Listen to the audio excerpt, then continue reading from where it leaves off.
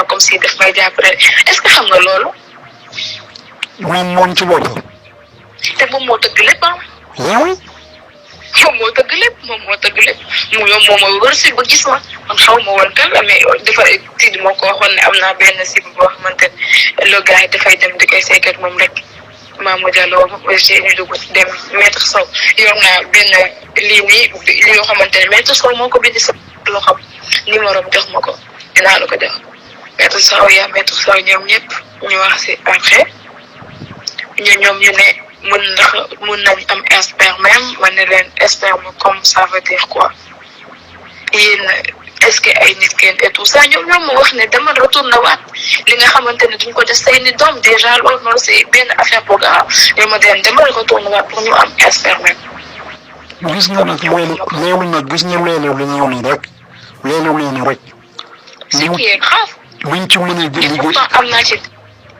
oui. loolu luñ ci mën a liggéey. après ma demaat ce même jour j'ai appelé maître mais une semaine après maître on m'a appelé pour me dire que le gars il est là ma ne ko waa ji ñëw na fi de parce que damaa duggoon cabine ak kenn ma ne ko ñëw na mais bés bu baax dafa ñibbiwaat ma sew.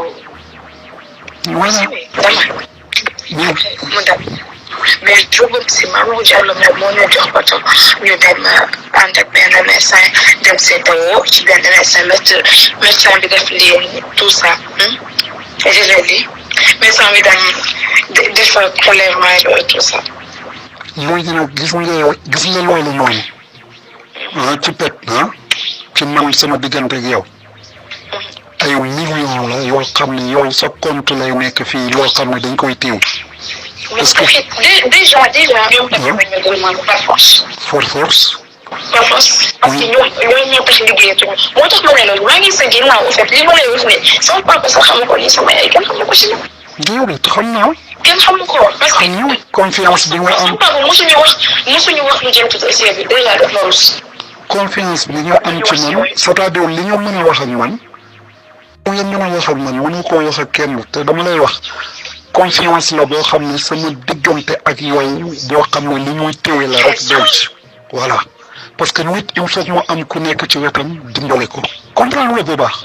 ñoom doo mën a xëy comme ñoom ñoom yow dugg sama vie privée comme ça. jamais dama lay dimbale jamais maa ngi ak yow ba nga deew yow waxuma la dara dama lay téye. ba lu ngi doy.